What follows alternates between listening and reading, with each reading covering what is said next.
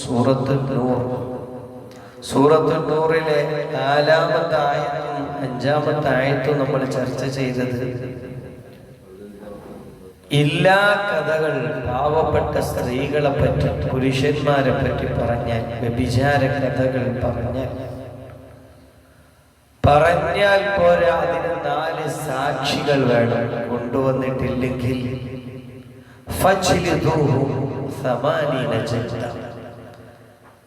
ഒരു സ്ത്രീ വ്യഭിചരിച്ചു എന്ന് പറഞ്ഞ് അതിന് 4 ശരിക്കും കണ്ട തെളിവുകൾ കൊണ്ടുവന്നിട്ടില്ലെങ്കിൽ പറഞ്ഞവരെ 80 അടി അടിക്കണം. കദ്ഫിനുള്ള ഹദ്ദാണത്. അല്ലാഹു കാത്തുരക്ഷിക്കട്ടെ. ആ പറഞ്ഞവരാണെങ്കിലോ അവര് വലിയ തെമ്മാടികളാണ്. അവരിൽ നിന്ന് പിന്നെ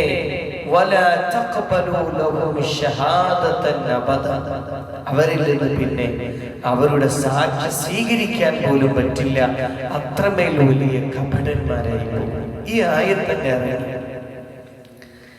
ആയത്തിറങ്ങി ഇത് ഉൾക്കൊണ്ട് നിൽക്കുന്ന സമയം മുത്തു മുഹമ്മദ് മുസ്തഫ സല്ലല്ലാഹു അലൈഹി വസല്ലമ തങ്ങൾ ഈ ആയത്തിന്റെ പഠനങ്ങളും മനനങ്ങളും ചിന്തകളും വിശകലനങ്ങളും പ്രിയപ്പെട്ട സ്വഹാബികൾക്ക് ഇങ്ങനെ പഠിപ്പിച്ചു കൊടുത്തപ്പോ ഒരു സ്വഹാബി, അദ്ദേഹം ഖസ്റജ് ഗോത്രത്തിലെ തലവനാണ്, പ്രമുഖ സ്വഹാബിയാണ്, സഅദ് ഇബ്നു ഉബാദ റളിയല്ലാഹു അൻഹു.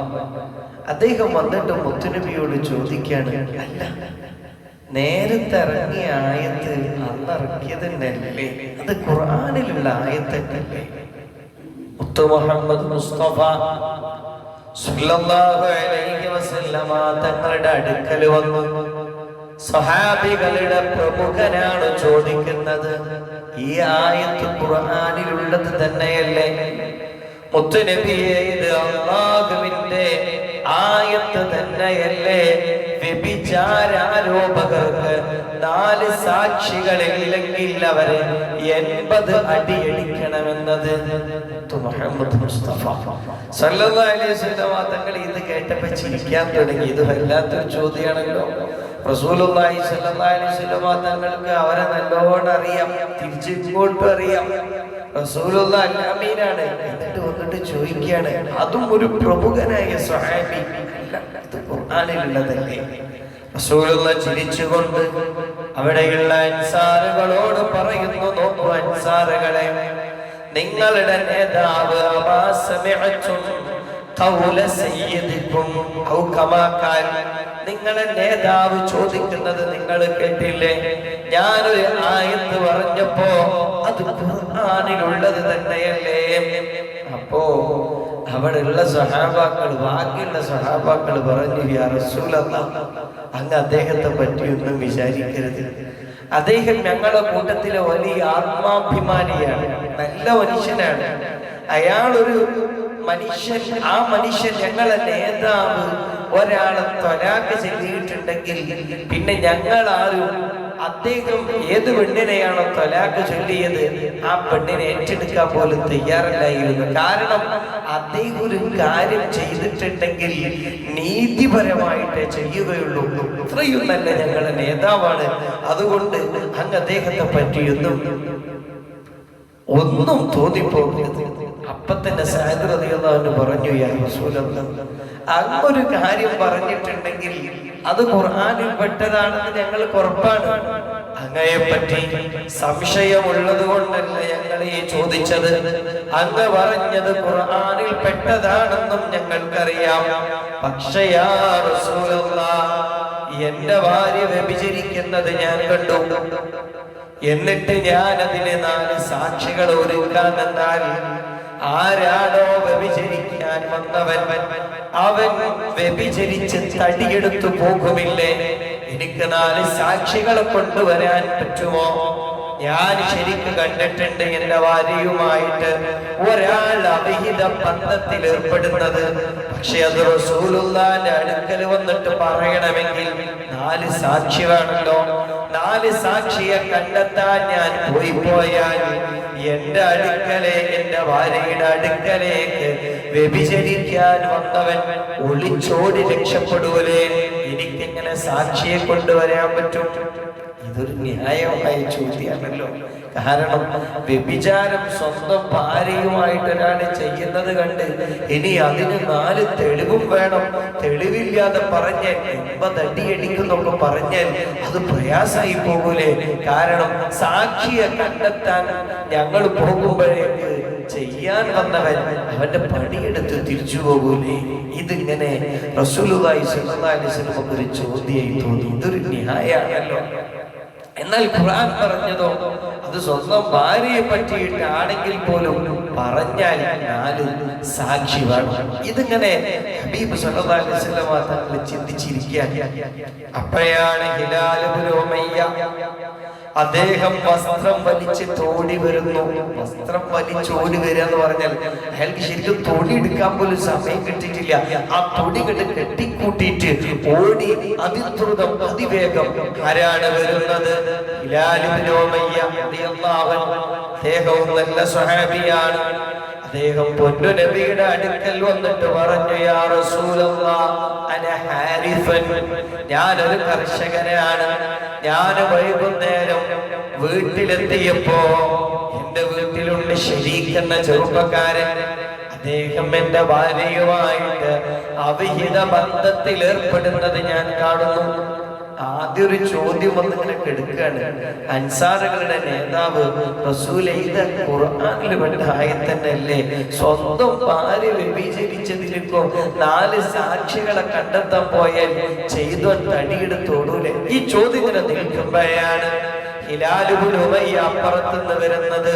പൊന്നാര നബിയേ, ഞാൻ എന്റെ പണി കഴിഞ്ഞ് ജോലി കഴിഞ്ഞ് വരുമ്പോ ഞാൻ കാണുന്ന രംഗം ശരീക്ക് എന്ന ആളിന്റെ ഭാര്യയുമായിട്ട് അവിഹിത ബന്ധത്തിൽ ഏർപ്പെടുന്നു.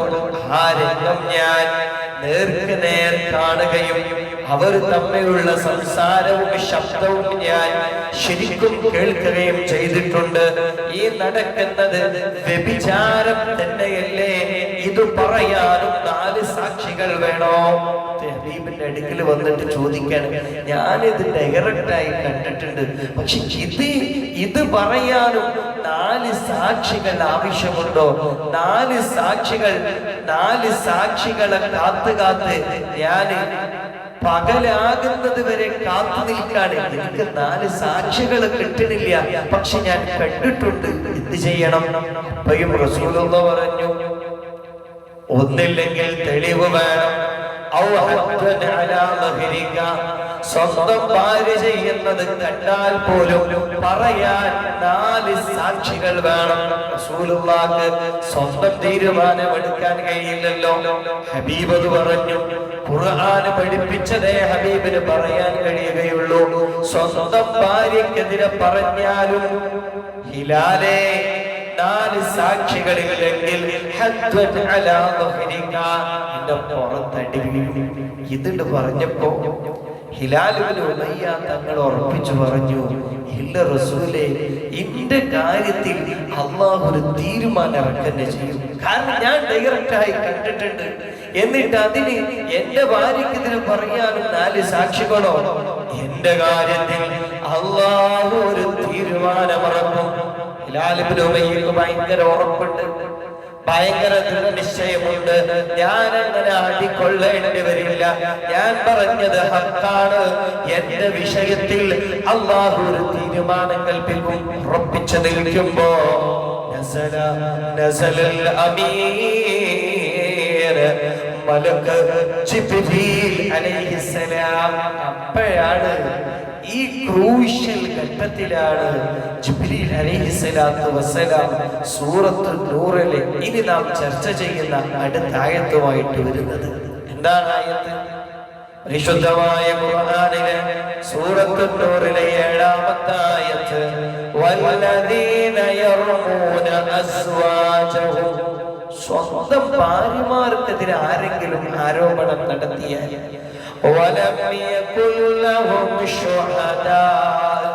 അവർക്ക് സാക്ഷികളുമില്ലെങ്കിൽ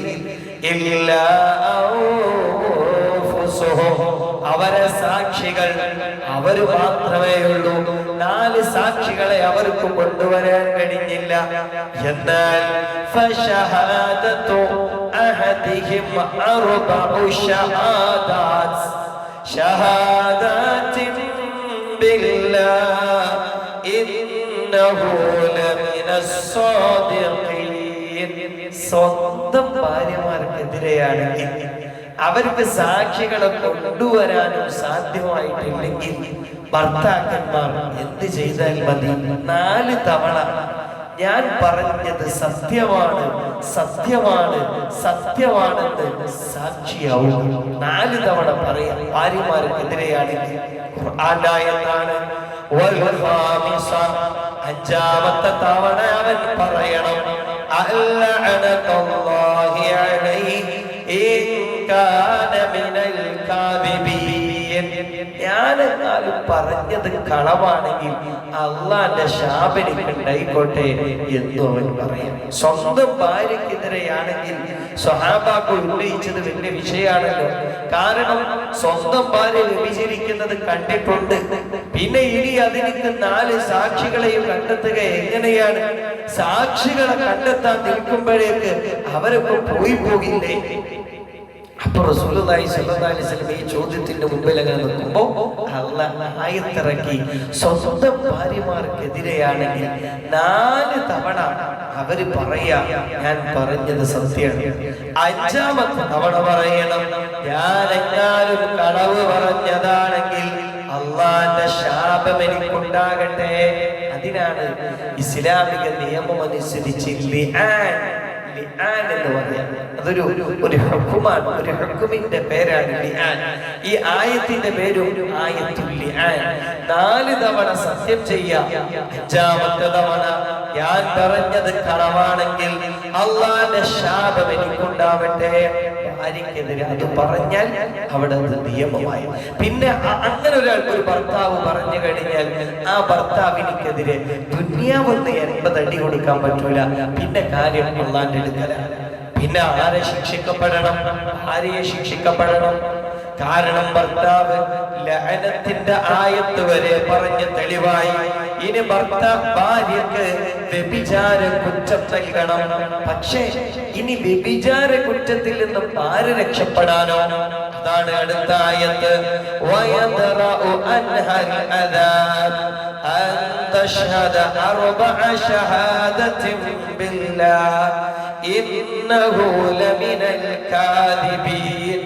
ആ സ്ത്രീക്ക് ഇനി വ്യഭിചാര കുറ്റം കിട്ടാതിരിക്കണമെങ്കിൽ അവളും 4 തവണ സാക്ഷി പറയാം ഞാൻ ചെയ്തിട്ടില്ല, എന്റെ ഭർത്താവ് പറഞ്ഞത് തെറ്റാണ്, എന്റെ ഭർത്താവ് കളവാണ് പറയുന്നത്. 5ാമത്തെ തവണ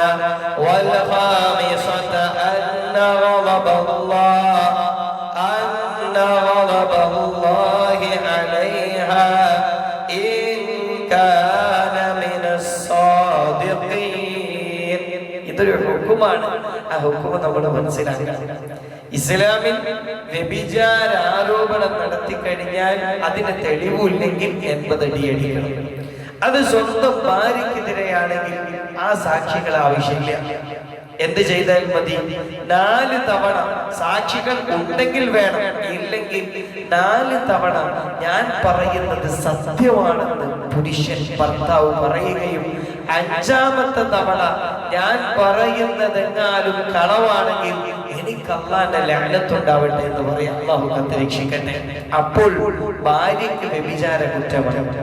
ഭാര്യയെ എറിഞ്ഞു കൊല്ലണം. കാരണം അവൾ വ്യഭിചരിച്ചു എന്ന് ഭർത്താവ് അല്ലാഹുവിന്റെ മേൽ സാക്ഷ്യം വെച്ചിരിക്കുന്നു.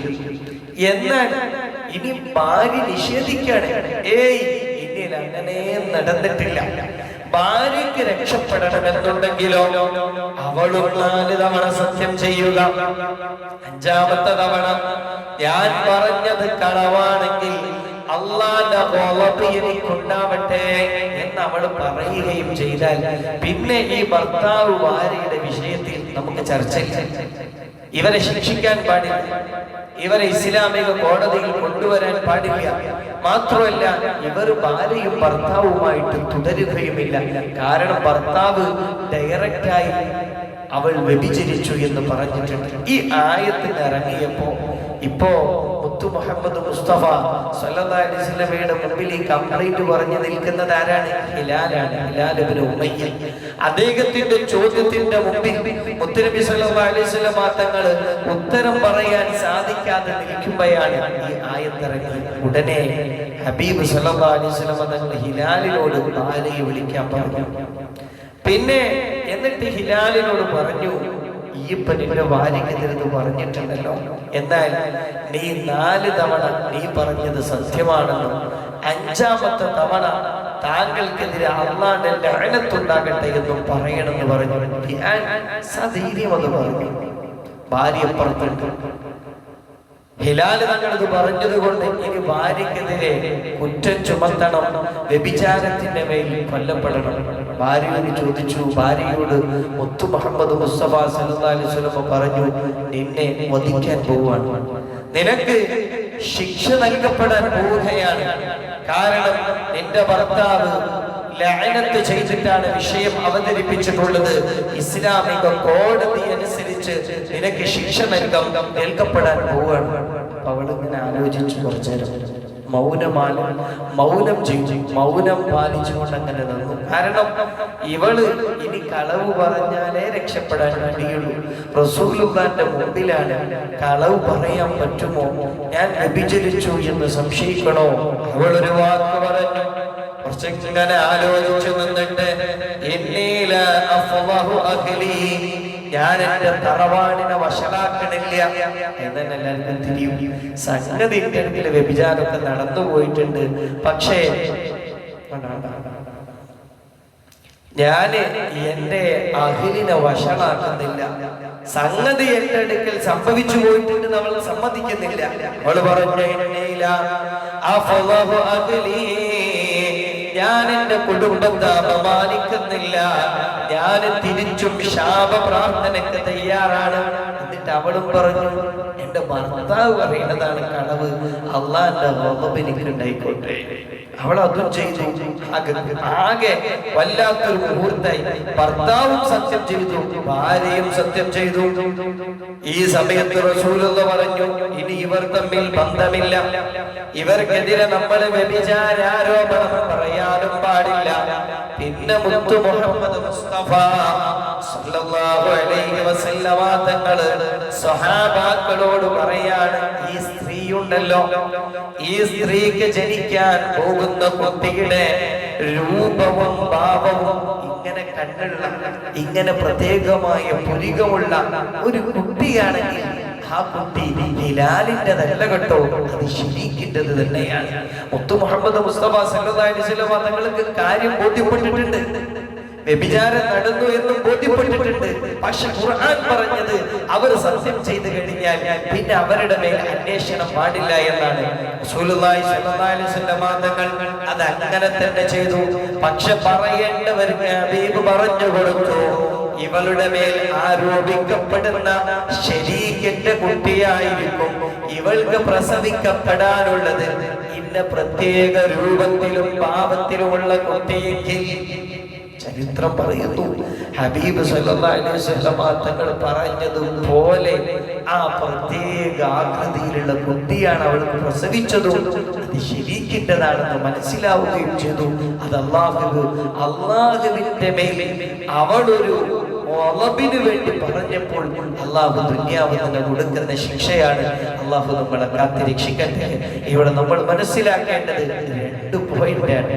ഇത്രയും സൂറത്തു നൂറിലെ 7ാമത്തെയും 8ാമത്തെയും ആയത്തൊതുമ്പോൾ വ്യഭിചാരം നമുക്കിടയിൽ സർവ്വവ്യാപിയാണ്. മുഹമ്മദ് മുസ്തഫ സല്ലല്ലാഹു അലൈഹി വസല്ലമ തങ്ങളത് പഠിപ്പിച്ചിട്ടുണ്ട്. മാത്രവുമല്ല, വ്യഭിചാരം എന്നുള്ളത് നമ്മുടെ ഗുഹ്യാവയവത്തിന് മാത്രമല്ല, കണ്ണുകൊണ്ട്, നാവുകൊണ്ട്, ചെവി കൊണ്ട് ലൈംഗിക ചുവയുള്ള ഏത് തെറ്റുള്ള ഏത് പ്രവർത്തനമുണ്ടോ അതിലൊക്കെ ഒരു വ്യഭിചാരമുണ്ട്. അല്ലാഹു കാത്തിരക്ഷിക്കട്ടെ. അതുകൊണ്ട് ഈ കാലത്ത് ഇതൊരു വല്ലാത്ത കാലമാണ്. ഇതെല്ലാം സിമ്പിളായി കൊണ്ടിരിക്കുന്ന കാലം. അപരാധങ്ങൾ വ്യാപിച്ചു കൊണ്ടിരിക്കുന്ന കാലം, താൻ ചെയ്ത അശ്ലീലം പറയാൻ പോലും മടിക്കാത്ത കാലം. എടുത്ത് എൻ്റെ ഒരു സ്റ്റുഡന്റ് മുമ്പ് പഠിച്ച വളാഞ്ചേരി പഠിക്കുമ്പോ അവിടെ +2 പഠിച്ചൊരു സ്റ്റുഡന്റ് വന്നു. എന്നിട്ട് അവൻ ഒമാനക്ക് ജോലിക്ക് പോയതാണ്. ജോലി നിർത്തി വന്നതാണ്. ഞാൻ ചോദിച്ചു, എന്താ പോലെ ജോലിയൊക്കെ നിർത്തിയത്? നല്ല ശമ്പളമൊക്കെ ഉണ്ടായിരുന്നല്ലോ. ഉസ്താദേ, ഇനിയും ഞാൻ അവിടെ നിന്ന് കഴിഞ്ഞാൽ എനിക്കെതിരെ മാരകമായ തെറ്റുകൾ പറയേണ്ടി വരും. എന്താ അത്ര സിമ്പിളാണ്. എല്ലാവരും ആണെന്നോ ഒമാൻ അങ്ങനെയൊന്നുമല്ലട്ടോ ഞാൻ പറഞ്ഞത്. അവന്റെ എക്സ്പീരിയൻസ് അവൻ പറയാണ്. അവനൊരു ഓഫീസ് സ്റ്റാഫാണ്. അപ്പൊ ഓഫീസ് ആകുമ്പോൾ ഒരു ചെയർ ഇങ്ങനെ ചെയറുകളായിരിക്കും. പരസ്പരം ആ ചെയറുകളിൽ അങ്ങോട്ടും ഇങ്ങോട്ടും ഇന്നലെ നടന്ന വ്യഭിചാര കഥകളാണ് പറയുന്നത്. ആരുടെയെങ്കിലും വ്യഭിചാരമല്ല പറയുന്നത്. ഓരോരുത്തരും ചെയ്ത് അങ്ങോട്ടും ഇങ്ങോട്ടും പറഞ്ഞുകൊണ്ടിരിക്കുക. ഇതിനിടയിൽ മൂന്നാമനൊരാളായി ഞാൻ നിന്നാൽ മിക്കവാറും എന്നിലും തെറ്റ് സംഭവിക്കും. അതുകൊണ്ടാണ് ഞാൻ ജോലിയിൽ നിന്ന് റിസൈൻ ചെയ്തു പോന്നത്. അദ്ദേഹം ഒരു ഡോക്ടറായിട്ട് ജോലി ചെയ്യാണ്. അല്ലാഹു കാത്തുരക്ഷിക്കട്ടെ. ഇത് വലിയ പാതകമാണല്ലോ. പക്ഷെ ഇത് വ്യാപിച്ചു സിമ്പിളായി. എന്തെയ്താലും തൗബ ചെയ്താൽ പോലെ. തൗബ എന്നുള്ളത് മിസ്സായിട്ട് ഉപയോഗിച്ചു കൊണ്ടിരിക്കുക. അല്ലാഹു നമ്മളെ കാത്തുരക്ഷിക്കട്ടെ. വ്യഭിചാരം നമ്മൾ ആദ്യമേ അതിന്റെ ശിക്ഷ പറഞ്ഞു. ഒരു ഇസ്ലാമിക കോടതിയും ഇസ്ലാമിക സംവിധാനവുമാണെങ്കിൽ കൊല്ലേണ്ട തെറ്റാണ്. അല്ലാഹു കാത്തുരക്ഷിക്കട്ടെ. അപ്പുറത്തിൽ അതും മഹാരോഗമാണ്. അവരെ കരിച്ചു കളയണമെന്ന് മുഹമ്മദ് മുസ്തഫ സ്വല്ലല്ലാഹു അലൈഹി വസല്ലം. കല്യാണം കഴിക്കാതെ ആണും പെണ്ണും തെറ്റ് ചെയ്യാന്ന് മാത്രമല്ല, അവർ സെലിബ്രിറ്റികളായി മാറുന്ന കാലങ്ങൾ ആലോചിച്ചു. ഇസ്ലാം കരിച്ചു കളയണമെന്ന് പറഞ്ഞ തെറ്റാണ്. അല്ലാഹു നമുക്ക് കാവല് പ്രദാനം ചെയ്യട്ടെ. നമ്മളൊക്കെ നമ്മുടെ മുൻഗാമികളെയാണ് മനസ്സിലാക്കേണ്ടത്. സഹ്ലു ഇബ്നു യസാർ തങ്ങളും അവരുടെ സുഹൃത്തും കൂടെ ഒരു യാത്രക്ക് പോവാണ്. യാത്രക്ക് അങ്ങനെ പോയി വിശ്രമിച്ചപ്പോ രണ്ടുപേരും അവിടെ ഇരുന്നു. ഒരാൾ കുറച്ച് അപ്പുറത്തേക്ക് ഭക്ഷണം വാങ്ങാൻ പോയപ്പോ ഒരു സുന്ദരിയായ പെണ്ണ് സഹ്ലു ഇബ്നു യസാർ തങ്ങളുടെ അടുക്കൽ വരികയാണ്. എന്നിട്ട് വ്യഭിചാരത്തെ പറ്റി, എന്റെ ശരീരത്തിൽ മുഴുവൻ നിങ്ങളെ പറ്റിയുള്ള ചിന്തയാണ്, നിങ്ങൾക്ക് ഇന്നൊന്ന് സഹായിച്ചൂടെ? ഞാൻ എന്ത് സഹായമാണ് വേണ്ടത്? വെള്ളം വേണോ, ഭക്ഷണം വേണോ ചോദിക്കുക. അപ്പൊ അവിടെ പറഞ്ഞു, എനിക്കതൊന്നുമല്ല വേണ്ടത്. ഒരു ഭർത്താവിൽ നിന്ന് കൊതിക്കുന്നതാണ് ഞാൻ നിങ്ങളിൽ നിന്ന് കൊതിക്കുന്നത്. അത് കേട്ടപ്പോ സഹ്ലു ഇബ്നു യസാർ തങ്ങൾ കരയാൻ തുടങ്ങുക. ഒരു വ്യഭിചാരത്തിന് പറഞ്ഞിട്ട്, യാ അല്ലാഹ്, നീ എന്തിനാണ് എന്നെ ഇങ്ങനെ പരീക്ഷിക്കുന്നത്? ഇങ്ങനത്തെ സാഹചര്യങ്ങൾ എന്റെ മുമ്പിൽ നൽകിയിട്ട് എന്തിന് പരീക്ഷിക്കുന്നു? കരയാൻ തുടങ്ങിയപ്പോ ആ പെണ്ണ് പേടിച്ചു പോയി. പക്ഷെ കരച്ചിൽ വെക്കുന്നില്ല. കുറച്ച് കഴിഞ്ഞപ്പോ സുഹൃത്ത് വരിക. സുഹൃത്ത് വന്നപ്പോ കാണുന്നത് സഹ്ല് കരയാണ്. എന്ത് പറ്റി? ഒന്നുമില്ല, കാരണം പറയുന്നില്ല. സഹ്ല എന്ത് പറ്റി? എന്തിനെങ്ങനെ കരയണത്? ഒന്നുമില്ല. പിന്നെ നിർബന്ധിച്ച് പറഞ്ഞു, എന്റെ അടുക്കൽ ഇങ്ങനെ ഒരു യുവ കോമളത്തി വന്നു. അല്ലാഹുവിന്റെ മുമ്പിലിട്ട പരീക്ഷ ആലോചിച്ച് ഞാൻ കരഞ്ഞു പോവാ. ഇതാണ്ട് പറഞ്ഞപ്പോ മറ്റാള് കരയാൻ തുടങ്ങി. രണ്ടുപേരും കരയാണ്. അദ്ദേഹത്തിനാ കരയുന്നതെന്നറിയോ? പഠിച്ചോനെ, ഈ രംഗം വന്നാലും എന്റെ മുമ്പിലാണെങ്കിൽ ഞാൻ എന്ത് ചെയ്യും? എനിക്ക് ഈമാൻ കിട്ടുമോ എന്നാലോചിച്ചിട്ടാണ് ഞാൻ കരയുന്നതെന്ന് അദ്ദേഹവും. രണ്ടുപേരും കരയാണ്. അല്ലാഹു തൗഫീഖ് നൽകട്ടെ. മുളയിലേ എന്നുള്ള അതാണ് ചിന്ത പോലും വ്യഭിചാരമാണ്. വ്യഭിചാരം ചിന്തയിലും വരുന്നുണ്ട്. രക്ഷാമാർഗം മുളയിലേ നുള്ളിക്കളയും. അങ്ങനെ ഒരു ചാൻസ് എന്റെ മുമ്പിലില്ല, അങ്ങനെ ഒന്നില്ല എന്നുള്ള ആ ഫസ്റ്റ് സ്റ്റെപ്പിൽ തന്നെ അതിൽ നിന്ന് മാറാൻ കഴിയണം. അതാണ് ഇസ്ലാം. മാ യൂസിലു ഇലൽ ഹറാമി ഹറാം. നമ്മളൊരു പണി തുടങ്ങി, അത് കുറേ ആണ്ട് കഴിഞ്ഞാൽ മിക്കവാറും ഹറാമിൽ എത്താൻ സാധ്യത ഉണ്ടെങ്കിൽ അത് തുടങ്ങൽ എന്നെ ഹറാമാണ്. അല്ലാഹു കാത്തുരക്ഷിക്കട്ടെ. ഞാൻ അങ്ങനെ അതിലൊന്നും പെടൂല.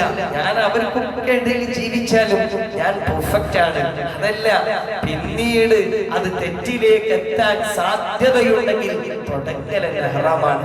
അല്ലാഹു നമ്മളെ കാത്തുരക്ഷിക്കട്ടെ. എത്ര കാര്യ ഗൗരവത്തോടെ നമ്മുടെ മുൻഗാമികൾ അത് സൂക്ഷിച്ചു. ഒരു ചെറുപ്പക്കാരിങ്ങനെ നടക്കുമ്പോ റജുലുൻ സാലിഹ് കിതാബുകൾ ഉദ്ധരിക്കുന്നുണ്ട്, അയാളെ ഹെൽപ്പിന് വേണ്ടിയിട്ട് ഒരു പെണ്ണ് വീട്ടിൽ കൂട്ടിക്കൊണ്ടുപോയി, ഇമ്മാനൊന്ന് ഹെൽപ്പ് ചെയ്യണം എന്നൊക്കെ പറഞ്ഞിട്ട് വീട്ടിലേക്ക് കൂട്ടിക്കൊണ്ടുപോയപ്പോയോ നമ്മുടെ മുൻഗാമികൾ വ്യഭിചാരം സംഭവിക്കാതിരിക്കാൻ നടത്തിയ അധ്വാനങ്ങൾ ഒന്നൊന്നുമില്ല എന്ന് തൗബ മാത്രമേ ഉള്ളൂ, തൗബ ഉണ്ടല്ലോ എന്ന് പറഞ്ഞിട്ട് നടക്കാണ്. അള്ളാഹു കാത്തിരക്ഷിക്കട്ടെ. തൗബ ഉണ്ട്, അള്ളാഹു പുറത്തറിഞ്ഞവനാണ്. പക്ഷെ അത് തെറ്റുകൾക്കുള്ള വാതായനാവാൻ പാടില്ല. കഥ കണ്ട് പൂട്ടിയിട്ടു ഈ പെണ്ണ് ഉമ്മാനെ സഹായിക്കാൻ ചെറുപ്പക്കാരനെ കൊണ്ടുപോയിട്ട് ഈ സ്ത്രീ വീടിന്റെ കഥകങ്ങ് കുറ്റിയിട്ടു. എന്നിട്ട് പറഞ്ഞു, നിങ്ങളെ ഞാനുമായിട്ട് വ്യഭിചാരത്തിന് നിന്ന് തന്നിട്ടില്ലെങ്കിൽ ഞാൻ ആളുകളോട് ആകെ കൂക്ക് വിളിച്ചു പറയും, അതുകൊണ്ട് ഇവിടെ ഒരു ഹറാമ് സംഭവിച്ചേ പറ്റൂ. അവള് പറഞ്ഞപ്പോ ഈ ചെറുപ്പക്കാരൻ അള്ളാഹ് ആലയിക്കുന്ന ആളാണ്, അള്ളാഹ് എന്നുള്ള ചിന്തയുള്ള ചെറുപ്പക്കാരനാണ്. എന്ത് ചെയ്യും? ഞാനെങ്ങാനും ഇവിടുന്ന് ഒളിച്ചോടിക്കഴിഞ്ഞാൽ ഇവിടെ ആർപ്പുവിടി നടത്തിയിട്ട് നാട്ടുകാരെ മുഴുവൻ എന്നെ വ്യഭിചാരിയാകും, എനിക്ക് അടി കിട്ടും, ഞാൻ എന്ത് ചെയ്യും?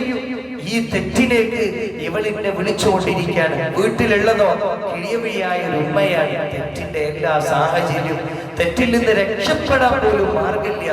എന്ത് ചെയ്തെന്നറിയുമോ? ആ ചെറുപ്പക്കാരൻ ആ പെണ്ണിനോട് പറഞ്ഞ്, എനിക്ക് വല്ലാത്ത വയറുവേദന, ടോയ്ലറ്റ് പോയിട്ട് വരാം. ടോയ്ലറ്റിൽ പോയി വന്നോ, എന്നിട്ടൊക്കെ മതി.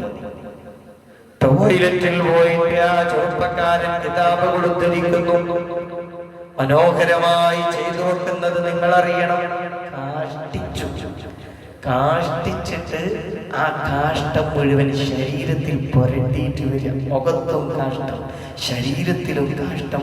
ബാത്റൂമിൽ നിന്ന് ഇറങ്ങി വരുന്നത് കാഷ്ടം ശരീരത്തിൽ തേമ്പിയ ചെറുപ്പക്കാരൻ. അവൾ മടുത്തു. മജ്നൂൻ, മജ്നൂൻ, ഇത് ഇത്ര വലിയ ഭ്രാന്തനായി പോയോ, പുറത്ത് എന്ന് പറഞ്ഞ് കതക് തുറന്ന് അവനെ പറഞ്ഞയച്ചു.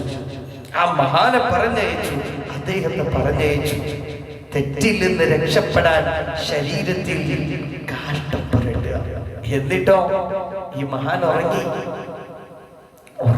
കുളിച്ചു കഴിഞ്ഞു. പിന്നെ ഉറങ്ങിയപ്പോ ശരീരത്തിൽ നിന്ന് വല്ലാത്തൊരു സുഗന്ധം. ഈ സംഭവം പോലും പുറത്തു വരുന്നത് ഈ മനുഷ്യൻ ആരോടെങ്കിലും പറഞ്ഞിട്ടല്ല. ഈ മനുഷ്യൻ നടക്കുമ്പോ മുഴുവൻ കസ്തൂരിയുടെ മണം, വല്ലാത്ത സുഗന്ധം. ആളുകൾ ചോദിച്ചു, ഇത്ര വലിയ സ്മെല്ല്, എന്താ ഈ ഒരു സുഗന്ധം, എന്തൊരു പെർഫ്യൂമോ ഉപയോഗിച്ചിട്ടുള്ളത്? ആളുകൾ ചോദിക്കുമ്പോൾ ഇദ്ദേഹം പറഞ്ഞു കൊടുത്തത് കൊണ്ട് മാത്രം ലോകമറിഞ്ഞ സംഭവമാണ്. ഇങ്ങനെ കസ്തൂരിയുടെ മണം വരാനൊരു കാരണമുണ്ട്. ഞാൻ ആ തെറ്റിൽ നിന്ന് രക്ഷപ്പെടാൻ വേണ്ടി ശരീരത്തിൽ കാട്ടം പുരട്ടിയതിന്റെ പേരിൽ അന്ന് രാത്രി മലക്ക് ജിബ്രീൽ അലൈഹിസ്സലാത്തു വസ്സലാം വന്ന് എന്റെ ശരീരമൊന്ന് തടവി. അതുമൂലമാണ് ഈ കസ്തൂരിയുടെ മണം. അല്ലാഹു തൗഫീഖ് നൽകട്ടെ. നമ്മുടെ മുൻഗാമികൾ പേടിച്ച തെറ്റാണ്. അല്ലാഹു നമ്മളെ അതിന്റെ ദുർഗതികളെ തൊട്ട് സമ്പൂർണമായും കാത്തിരക്ഷിക്കട്ടെ. അത് കണ്ണുകൊണ്ടും സംഭവിക്കരുത്, നാവ് കൊണ്ടും സംഭവിക്കരുത്. Not touch. രണ്ടാമത്തെ വിഷയം ഞാൻ അവസാനിപ്പിക്കുകയാണ്.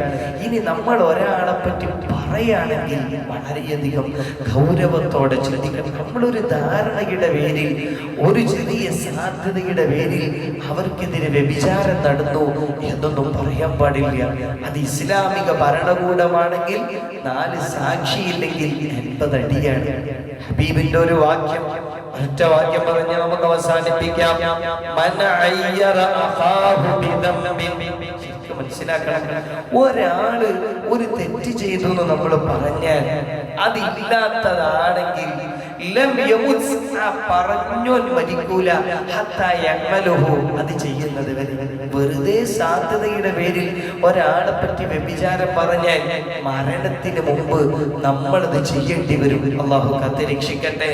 ഇങ്ങനത്തെ ആരോപണങ്ങൾ ചെറിയ സാധ്യതയുടെ പേരിൽ ഒന്നും നമ്മൾ പറയാൻ പാടില്ല. ആ വാക്ക് തീയായിരിക്കും, നമുക്കെതിരെ തിരിച്ചടിക്കും. അല്ലാഹു കാത്തിരക്ഷിക്കട്ടെ.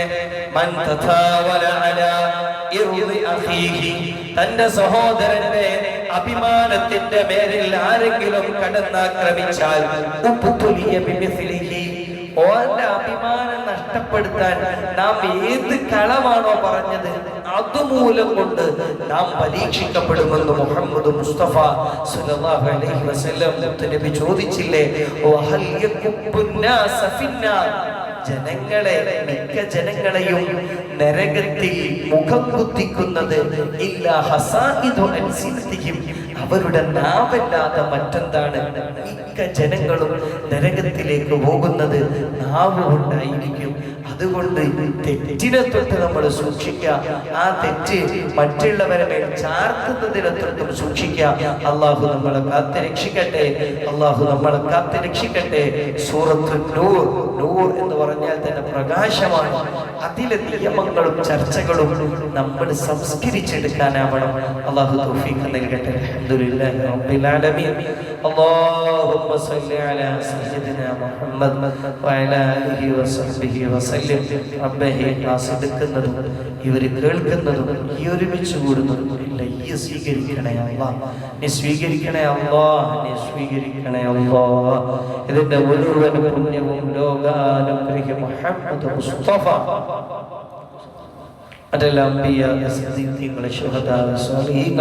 പ്രത്യേകിച്ച് റജബിൽ ഓർക്കുന്ന സുൽത്താനുൽ ഹിന്ദ് ഹാജ മഈനുദ്ദീൻ ജിസ്തിൽ അജ്മീരി ഖദ്ദസല്ലാഹു സിർറഹുൽ അസീസ് എല്ലാവർക്കും എത്തിക്കണേ അല്ലാഹ്. അവർക്ക് ദറജ ഉയർത്തി അവരെ മദദ് ഞങ്ങൾക്ക് തരണേ അല്ലാഹ്. റബ്ബേ, ഞങ്ങൾ ഇങ്ങനെ ഒരുമിച്ച് കൂടുന്നതും നിന്റെ ഖുർആൻ പറയുന്നതും ഈ പ്രഭാതത്തിൽ വന്നിരിക്കുന്നതിൻ്റെയും ബർക്കത്ത് കൊണ്ട് ഞങ്ങളെ എല്ലാ തെറ്റും പൊറുക്കണേ അല്ലാഹ്. ഇതൊരു തൗബയുടെ സദസ്സ് കൂടെയായി സ്വീകരിക്കണേ അല്ലാഹ്. എല്ലാ പാപങ്ങളും പുറത്ത് ഞങ്ങളെ പരിശുദ്ധരാക്കണേ അല്ലാഹ്. നല്ലോണം ഈമാനും തഖ്വയും മഅരിഫത്തും മഹബ്ബത്തും നൽകണേ അല്ലാഹ്. നല്ലോണം ഖുശൂഅോടെ അമൽ ചെയ്യാൻ ഈമാനിനും അമലിനും ഒക്കെ ഒരു മധുരമുണ്ടല്ലോ, ആ മധുരം ഞങ്ങൾക്ക് തരണേ അല്ലാഹ്. തരണേ അല്ലാഹ്, തരണേ അല്ലാഹ്. ഞങ്ങളിൽ നിന്ന് മരിച്ചവർക്ക് പുറത്തു കൊടുക്കണേ അല്ലാഹ്. ഖബറുകൾ വിശാലമാക്കണേ അല്ലാഹ്.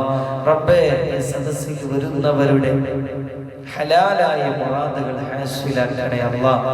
മജ്ലിസുൽ ഇൽമ് റൗളയാണ്. റൗളയിൽ വെച്ച് എന്ത് ദ്വാരന്നാലും സ്വീകരിക്കുമല്ലോ. റബ്ബേ, ഇവിടെ വരുന്ന ഞങ്ങൾ ഓരോരുത്തരുടെയും ഹലാലായ മുറാദുകൾ ഹാസിലാക്കി തരണേ അല്ലാഹ്. ഹാസിലാക്കി തരണേ അല്ലാഹ്. ഹാസിലാക്കി തരണേ അല്ലാഹ്. ആയുരാരോഗ്യ സമ്പൽ സമൃദ്ധി ഞങ്ങൾക്കും കുടുംബത്തിനും പ്രത്യേകിച്ചും ഉസ്താദുമാർ, സഹായിക്കുന്നവർ, ഭാര്യ സന്താനങ്ങൾ, ശിഷ്യന്മാർ എല്ലാവർക്കും നൽകണേ അല്ലാഹ്. ربنا آتنا في الدنيا حسنة وفي الآخرة حسنة وقنا عذاب النار. آمين برحمتك يا أرحم الراحمين وبفضلك صلى الله على محمد صلى الله على محمد. اللهم صل على سيدنا محمد.